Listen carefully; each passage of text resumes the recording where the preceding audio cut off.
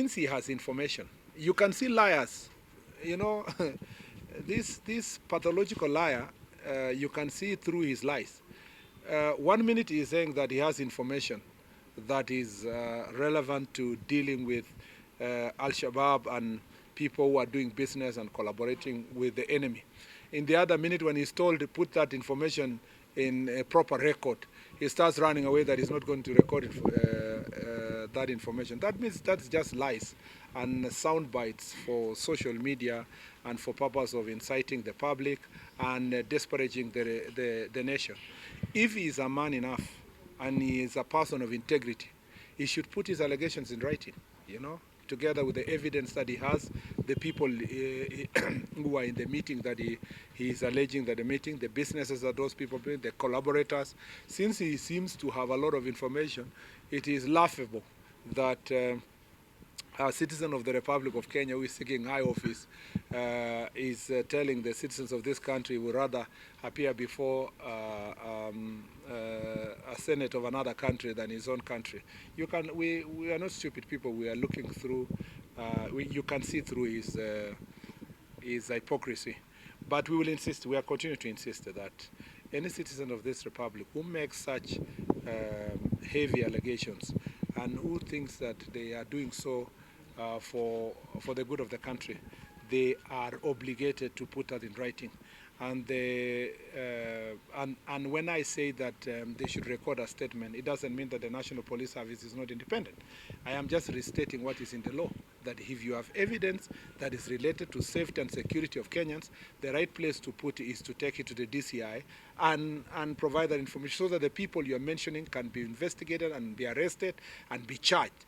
But until you put that information in writing, the rest is just pure propaganda and falsehood that must be treated with the contempt that it deserves. So I challenge the former deputy president to to make his allegations now properly on record if he really thinks that he has information that can help this country.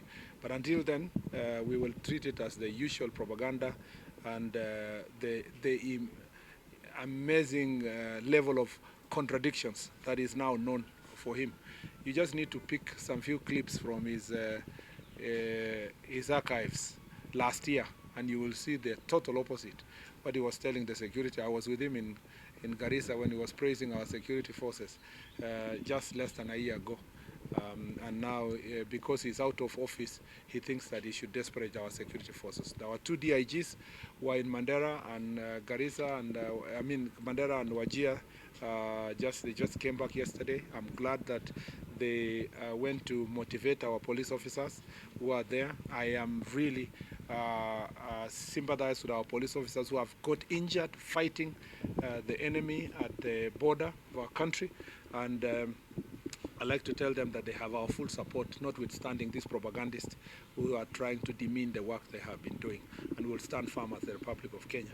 If the former deputy president has any information that is worth consideration, not just by local, even international institutions, if he has that information, he must record it with the DCI as soon as he arrives the country so that we can take him seriously. Until then, we will just consider it a part of his continuous comedy and caricature that he has become in everything he says out there. You know, a person who poses for a photo, for every step he passes through at the airport, he's looking for the airport police to take a picture with. And that is a big thing. He's going to show us that, oh, he met up airport police officers when he went to the US. That is a joke. It's a total joke. Or somebody who goes to amusement park in a technology company, then starts saying, I had an engagement in an amusement park as a tourist. How many of us have gone to amusement parks as tourists when we travel out there? Either is a pathological liar or is a mental case that needs treatment. And you know, Constitution of Kenya insists that for people to hold public office, they must be of sound mind, which is at the moment extremely questionable. And I guess that it comes with the stress of losing such a high office.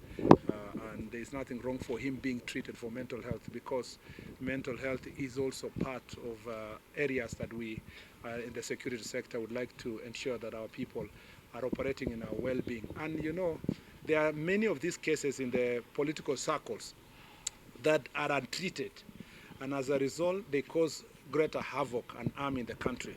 And I think that it's no longer a joke. Who the deputy president, former deputy president is at the moment is no longer a joke. Most of you share TikTok posts of his messages and so forth.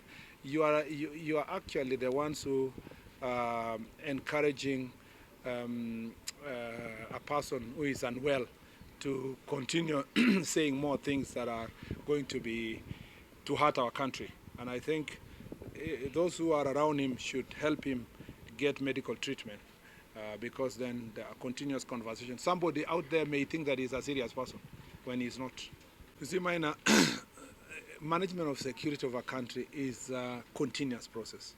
Sometimes it's a moving target. You solve one problem, another problem comes in. For as long as human beings are continually interacting, and there are other issues, the people are competing over resources, they're competing over leadership, they're competing over different things. It will always pause, you know, and criminals are getting better in terms of their technology, their tactics, and so forth. So you always continue to invest, and you must always remain alert. That's why you change security officers every given time to avoid familiarity. You invest in more technology. You invest in more resources. You must continue. We've been reviewing a number of these cases, and Kenyans are saying that we must train more. Police officers should be trained continuously.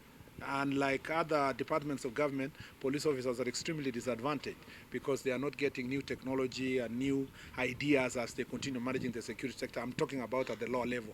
And this is one of the resolutions that has come from Chukwa, that we need to invest more. So the thing is not to say whether or not we'll face the challenges. It's always to be prepared and ready continuously. And it's important that the chair of the committee is here, because budget is also a very important issue that for us to achieve all these security issues. People have been talking about the security budget. It is absolutely nothing. That is only for salary and emoluments. Capital investment in the security sector is very low. Building of police stations, buying of vehicles, fueling, operational resources, authority to incur expenses.